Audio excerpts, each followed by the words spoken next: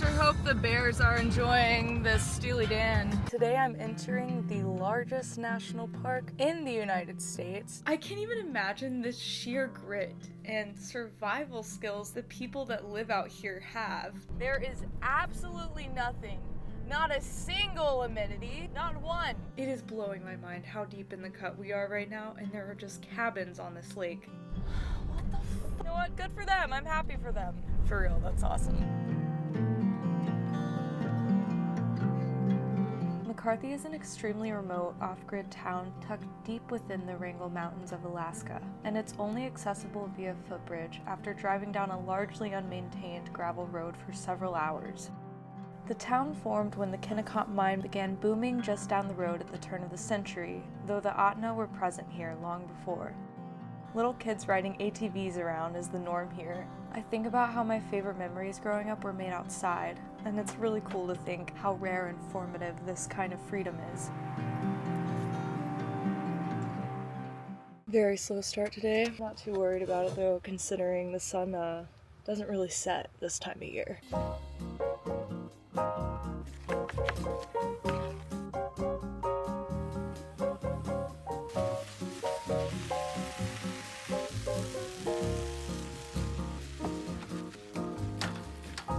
Trying to chug this water.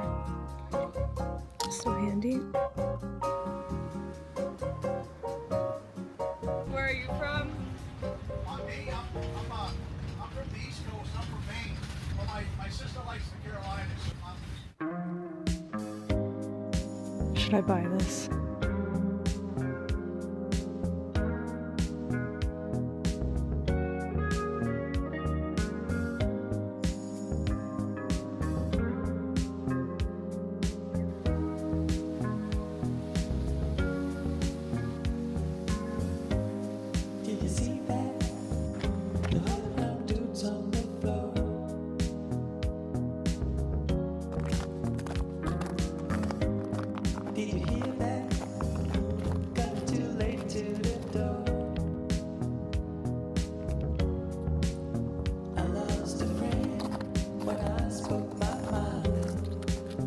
I can never deny myself the joy of having a sweet treat.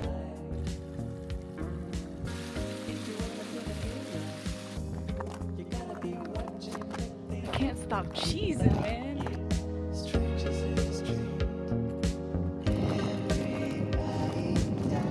Perfect day to go swimming. It was honestly really hot until I got up on this glacier. What do you know? It's almost like ice is cold.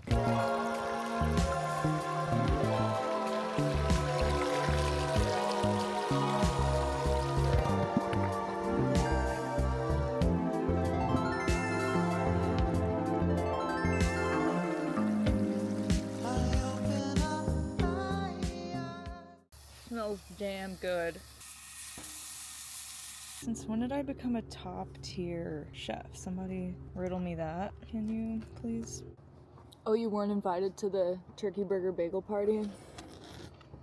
That's okay, maybe next time. Oh my god. This container is literally the perfect size for my burgie. The bugs are absolutely vicious. Of course I wanted to show myself frolicking, unbothered, in my lane, when the reality is bugs are getting on my last freaking nerve. It's the price you pay to be in such an incredible place. Sometimes you just have to become a bug. Good morning. I'm going to go into Kennecott. Just want to have a chill day exploring and taking pictures. I also want to try to make myself as presentable as possible, so I'm going to try to give myself a little bath. Alright, as you can see, I'm all dolled up and ready to go.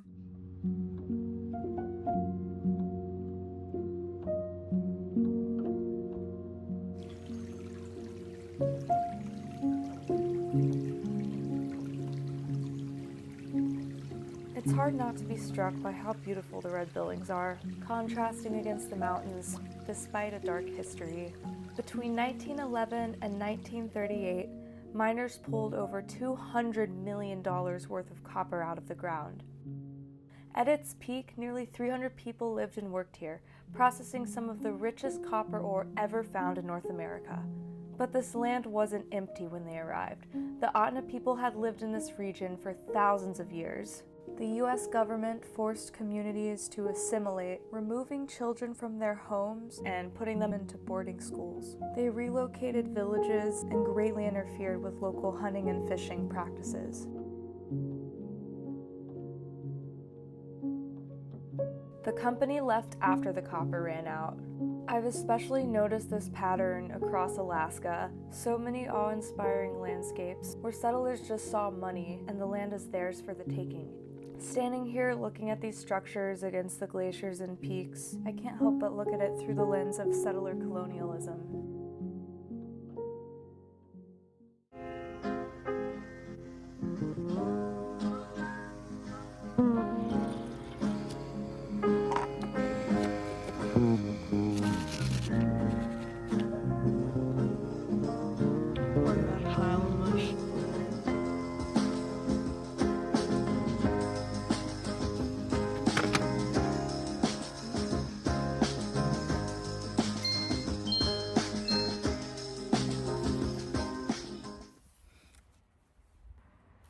Content. There were some fun factoids I wanted to read, but we'll get there. Yeah, I'm packing out my trash. What about it? I didn't realize how logistically complex it would be to get into this park. Also, I'm not complaining. I am just pointing out that I'm a dum-dum because normally I'm on it with the planning and research and everything, but coming here was pretty spontaneous given my life circumstances. So I kind of booked it over here last minute. Yeah, I'm just so used to piddling around, finding spots. Basically, you park and/or camp, and then you can walk into McCarthy or shuttle. And then from there, I think it's 6 or so miles from McCarthy to Kennecott, where the mines are, which is what I'm doing. There's several shuttle services. One of them only charges $5. The guy was super cool. He said I could stay with him and his wife at their guest house on a lake or something. He was like, yeah, we wouldn't charge you nothing. It's a beautiful spot. Okay, I'm for real. I will pull up. About to climb all that. Can't lie, I'm a little nervous because I haven't done a hike this big in a really, really long time because of my back problems. Elevation is hard on my spine. But I did just do several over 3,000 feet elevation gain hikes for the first time in 4 years since recovering from some botched medical experiences. So I have somewhat high hopes.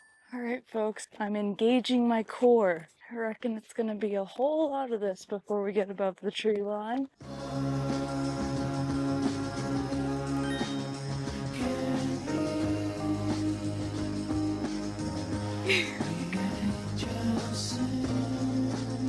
Is it worth it?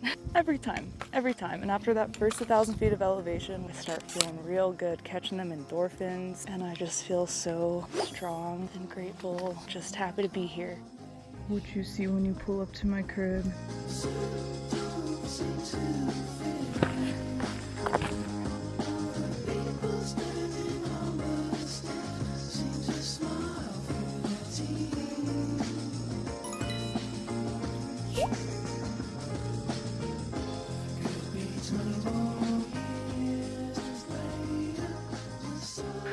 I know this water might be a little toxic from the old mines, but so are the Fritos I ate yesterday. There's the potential for explosives lying around, so there it is.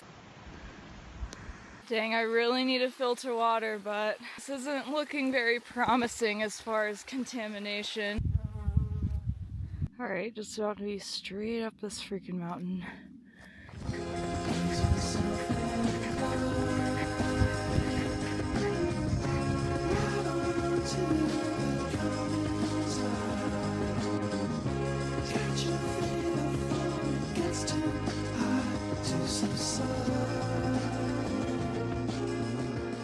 It's a bonanza! That is what the two prospectors who found copper here in 19 whatever said upon finding copper here. You know, I'm positive there's a lot of content on YouTube regarding Wrangell-St, Elias, and Kennecott, but you're not going to find anything near as educational as my page.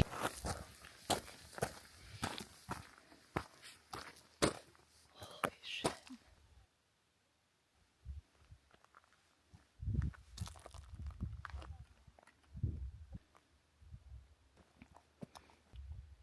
I think it's funny how they warn you not to go exploring in here. I'm good, thanks. Wait, are you kidding me? So cool. Apparently the mountains were just covered in that color of green. I'm down the sketchiest part. Didn't film it, of course, because I needed all of my legs. Still ate shit coming down that loose scree multiple times.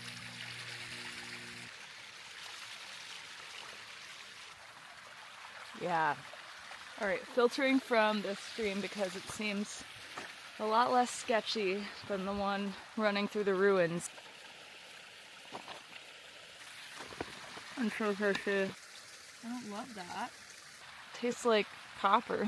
I'm nervous, but I'm out of water. On the way back down.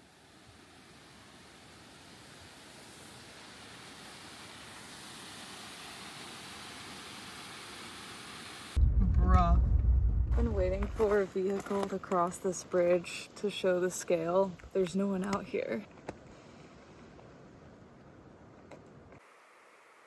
I can't tell you how eager I am to throw away all this trash I'm packing out. It's actually starting to drive me crazy. I know I may seem dirty because I'm living out of a truck, but I'm clean enough. Thank you, Chitna Rest Area. Not to be dramatic, but that was probably one of the most rewarding parts of the trip so far. Yo, we doing truck stuff out here. Yeah. Oh my gosh, don't look. It's such a mess. I wasn't expecting anyone. I know it might be hard to take me seriously with this mallard hat. Something that I grapple with in the old nog is I don't feel like I deserve this. You know, that. Most people don't get to do this ever, and there's just so much suffering in the world. I try to keep some sort of balance between staying informed when I get service after not having it for a while and I see all of the atrocities going on. I start to spiral very, very fast. And it feels so selfish and privileged to feel like I'm running away and escaping everything and could be doing more. But at the same time, just feeling so small. I'm just a little guy in the grand scheme of things, and also wanting to live my life and experience everything that I can. I'm just rambling. I do know that we just have to try to be good people. Show up and be kind.